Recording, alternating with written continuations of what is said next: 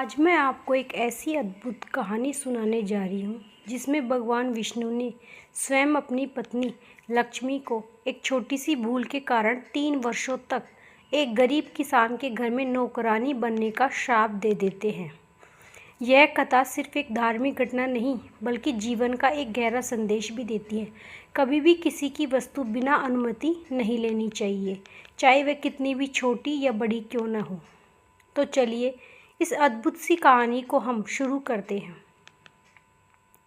एक दिन बैकुंठ धाम में भगवान विष्णु शेषनाग की सैया पर विश्राम कर रहे थे। हल्की ठंडी हवा बह रही थी, कमल के फूलों की सुगंध वातावरण में फैली थी, लेकिन उनके चेहरे पर एक हल्की सी ऊब थी। विष्णु जी, मन ही मन कई युग बीत गए, मैंने पृथ्वी लोक का भ्रमण नहीं किया, क्यों न आज धरती के सुंदर श्लोक को देखाऊं।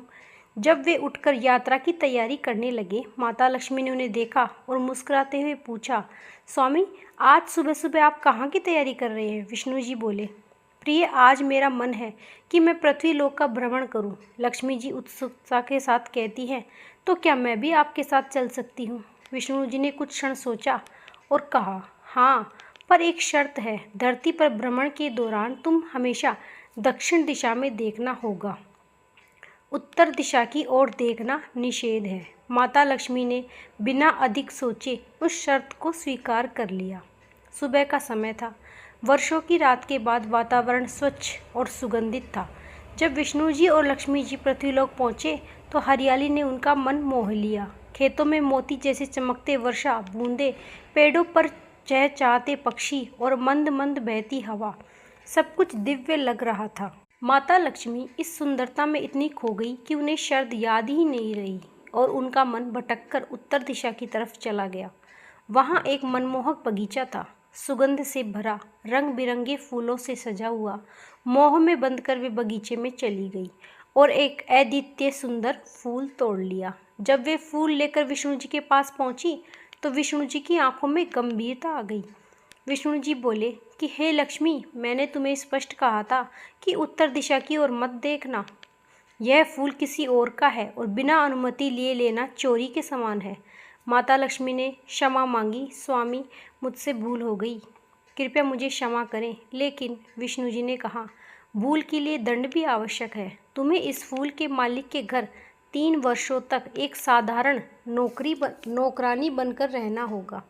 3 वर्ष बाद मैं तुम्हें बैकुंठ वापस बुला लूँगा। फूल का मालिक एक गरीब किसान था जिसका नाम था माधव। उसकी टूटी फूटी झोपड़ी में उसकी पत्नी, 3 बेटियां और 2 बेटे रहते थे। माता लक्ष्मी ने एक साधारण गरीब कन्या का रूप धारण किया और माधव के आंगन में पहुंच गई। लक्ष्मी, मैं अनाथ हूँ, कई दिनों से भूखी हूँ, कृपया मुझे अपने घर में काम करने दे।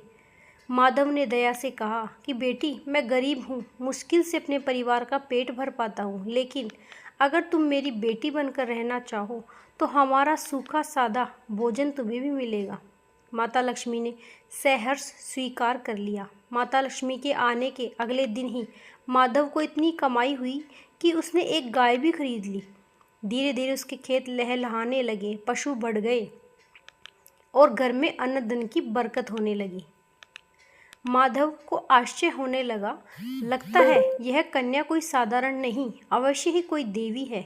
3 वर्ष बीत गए। एक दिन जब माधव खेत से लौटा तो उसने अपनी झोपड़ी के द्वार पर एक तेजस्वी आभा में देवी को देखा। गहनों से सजी और स्वर्ण जैसी उस स्त्री की तरफ ध्यान से देखा। देखने पर उसे पता चला कि ये तो यही कन्या है जो 3 वर्षों तक उसकी चौथी बेटी के रूप में रह रही थी। माधव हाथ जोड़कर कहता है कि हे माँ, मुझे क्षमा करें, मैंने अनजाने में आपसे घर और खेत के काम करवाए।